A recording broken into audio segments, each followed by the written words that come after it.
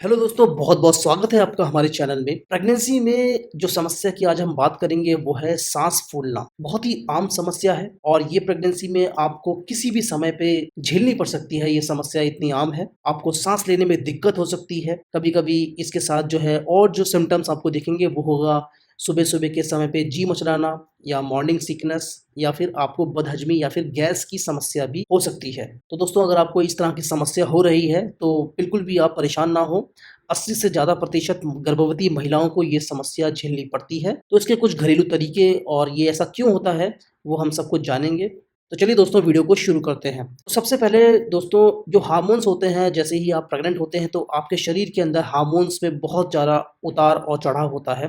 Oestrogen और progesterone hormones जो हैं आपके शरीर के अंदर, उनके अंदर काफ़ी बढ़ोतरी होती है और उनका स्तर गिरता भी है, जिस कारण जो है आपके रेस्पिरेटरी सिस्टम जिसे बोलते हैं श्वसन तंत्र, उस पे बहुत भारी असर पड़ता है। और जो ये हार्मोन्स हैं ये मस्तिष्क के उस भाग को प्रभावित करता है जो कि श्वसन तंत्र को कंट्रोल करता है। और इसका जो असर होता है वो ये होता है कि ऑक्सीजन की जो मांग है वो शरीर के अंदर बढ़ जाती है और इसी के कारण फिर आपको सांस फूलने जैसी समस्या होती है। दोस्तों, जैसे ही आप प्रेग्नेंट होते हैं तो आपके शरीर के अंदर जो खून का प्रवाह है वो बढ़ जाता है, वो एकदम से डबल हो जाता है और इसके लिए आपके हृदय को बहुत ज़्यादा कार्य करना पड़ता है और इस वजह से भी फिर आपको सांस की समस्या हो जाती है। फिर जैसे-जैसे आपकी प्रेगनेंसी आगे बढ़ती है, आप सेकंड ट्राइमेस्टर में होते हैं या फिर थर्ड ट्राइमेस्टर में जाते हैं, तो उस समय पे जो बच्चे का साइज़ होता है वो बढ़ता है गर्भ के अंदर और बच्चा आपके फेफड़ों के ऊपर एक दबाव को डालता है, जिससे कि फेफड़ों के सामान्य तरीका है काम करने का,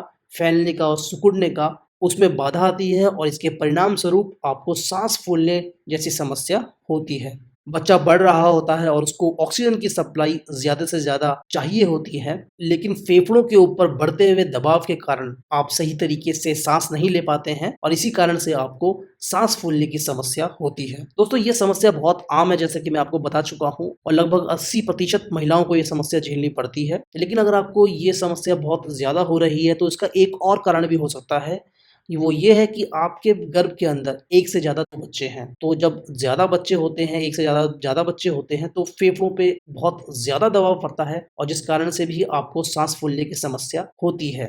आपका शरीर बहुत ज़्यादा ऑक्सीजन की सप्लाई की डिमांड करता है और जिसके लिए आपके हृदय को भी बहुत ज़्यादा ताकत लगानी पड़ती है, बहुत ज़्यादा कार्य करना पड़ता है।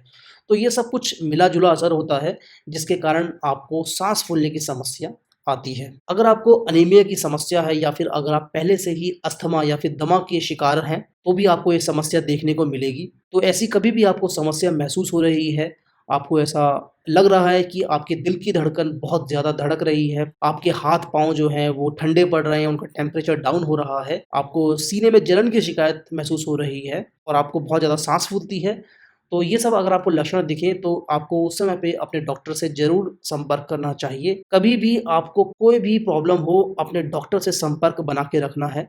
छोटी से छोटी समस्या भी होती है, वो भी आपको अपने डॉक्टर के साथ शेयर करनी चाहिए। अब दोस्तों, बात करते हैं कि आप अपने लेवल पे इसको कैसे कम कर सकते हैं। तो इसके लिए आपको इस बात का ख़्याल रखना है कि आप कभी भी उठ रहे हैं या फिर बैठ रहे हैं, तो ये काम आप धीरे-धीरे करें, क्योंकि ये जब आप एकदम से करते हैं तो इससे भी आपके जो ब्लड फ्लो है उस पे असर पड़ता है। कई बार एक ही मुद्रा में बैठने से भी आपको साँस लेने की समस्या आ सकती है। आप इसके लिए ब्रीथिंग एक्सरसाइज़ करिए, योगा करिए, जो भी ब्रीथिंग से रिलेटेड योगा होते हैं वो आपको करने चाहिए। कई बार महिला गलत तरीके से सोती है, अपने पीठ के बल या फिर पेट के बल सोती है, तो इस कारण से भी आपको साँस फूलने की समस्या हो सकती है। तो जैसे ही आप अपने प्रेगनेंसी के दूसरे ट्राइमेस्टर में या फिर तीसरे ट्राइमेस्टर में होते हैं, इस समय पे आपको ये कोशिश करनी चाहिए कि आप अपनी बाईं करवट लेके या फिर दाईं करवट लेके ही सोएँ, अगर क्योंकि आप इन मुद्राओं में भी सोते हैं तो आपके लंग्स के ऊपर दबाव कम पड़ता है, जिससे कि आपको साँस फूलने जैसी समस्या में कुछ राहत मिलती है। बहुत ज़्यादा आपको भारी भरकम काम नहीं करने हैं, अपने शरीर को थकाना नहीं है, रिलैक्स करिए, छोटे-मोटे घर के काम करिए, तो आप इस समस्या को अपने लेवल पे भी कुछ न कुछ हल कर सकती हैं। दोस्तों, वीडियो में इतना ही था। अगर आपको ये वीडियो अच्छी लगी हो